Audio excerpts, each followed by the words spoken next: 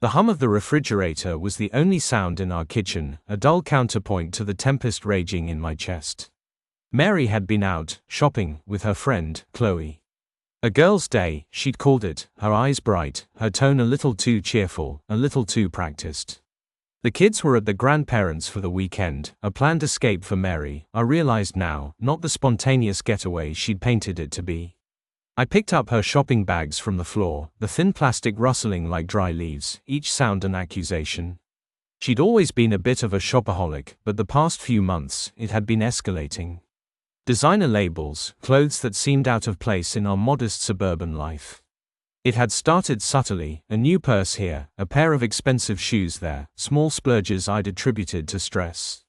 But now, the bags overflowed with silk, leather, and things I couldn't even begin to pronounce. She never wore them around me. As I rummaged through the bags, the receipt at the bottom caught my eye, crumpled and half hidden. I flattened it out on the counter. My breath hitched. It was from the boutique downtown, the one I knew she wouldn't normally set foot in. A boutique, I'd learned later from a friend who worked in that part of town, frequented by young socialites and, in his words, rich guys with more money than sense. The list was long, with prices that made my head spin. But it wasn't the amount that made my stomach drop, it was the single item I recognized, a man's silk robe, deep emerald green. An expensive robe. I didn't own anything that expensive. The front door clicked open, and she walked in, a flush on her cheeks, her hair slightly disheveled. "Hey," she said, her voice a little too casual, too detached.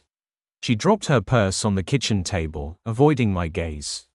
I held out the receipt. "Care to explain this, Mary?" My voice was low, dangerous, a controlled growl I didn't recognize.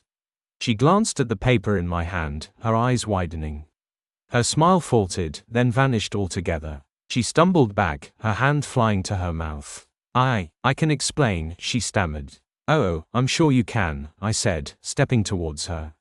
"But let's hear it." I was still calm, but a storm was building, a cold fury rising from my core.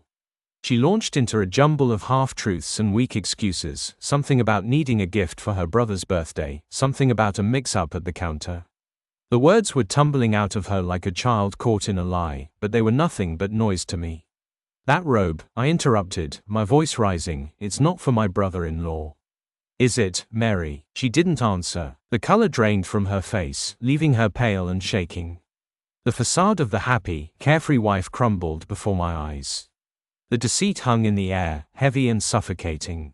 "Who is he?" I asked, my voice barely a whisper now, but laced with a venom I didn't know I possessed. She finally broke down, tears streaming down her face. A name tumbled from her lips, a name that sounded like the start of a bad joke. It's Ethan. Ethan Davies. Ethan Davies. The smug, arrogant real estate developer I'd seen at the country club, the one who'd given Mary that look I'd foolishly ignored.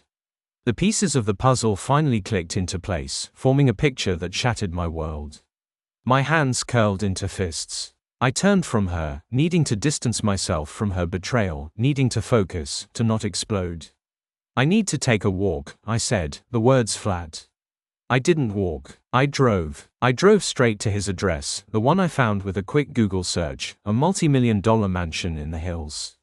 The iron gates were open, like the mouth of some monstrous beast inviting me in.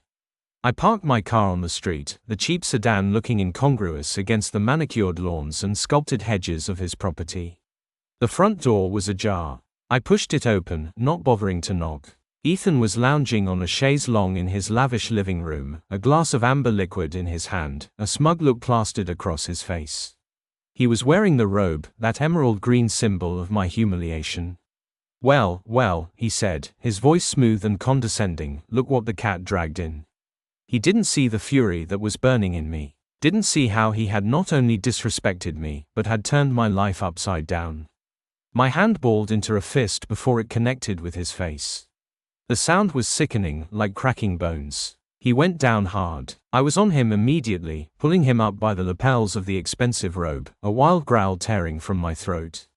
"She's my wife, you piece of trash," I screamed. "She's mine." I let loose a barrage of punches, each one fueled by the agony of betrayal, the humiliation of being cuckolded, the knowledge that my life, the life we'd built together, was a lie. He didn't fight back, he just curled up, whimpering, blood dripping from his split lip. I didn't care. The rage consumed me. Finally, I stopped. I was breathing hard, my knuckles throbbing. I looked down at Ethan, crumpled on the floor, his face a mess, his ego shattered. "You're nothing," I spat, the words dripping with disgust. I grabbed his phone off the side table. I scrolled through his contacts, stopping at Mary's number. I pressed call, placing it on speaker. She answered, her voice shaky and small. "Ethan?" "No, it's not Ethan. It's her husband." I heard her gasp on the other end, a strangled sound. "He's a little busy right now. Let's just say he won't be seeing you again." I then added, with cold satisfaction, "I'd suggest you pick up your things from here. I'm sure you know where he keeps them. Also, don't come home. I'm not sure I'm ready to see you yet." I ended the call. I turned, looking at the wreckage I'd created, and walked back out of his mansion, got in my car, and drove away. The drive home was a blur. I felt numb, drained, but also, strangely, a sense of satisfaction, a small ember of triumph in the ashes of my life. I went inside, into the home that no longer felt like my own. The silence was heavy, broken only by the occasional creak of the house settling. I walked into the bedroom, the room we'd shared for so long, and ripped the sheets off the bed, throwing them in the corner of the room, as if I was destroying every memory we had shared together. I went into the kitchen and threw away the shopping bags, all the expensive clothing and shoes, as if I was rejecting everything she had become. I stood there, alone, the weight of the world pressing down on me. A few hours later, a car pulled up outside, tires crunching on the gravel.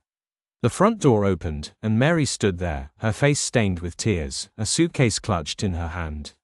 She didn't say anything, just looked at me with those sad, desperate eyes. I looked back, my gaze cold and unwavering.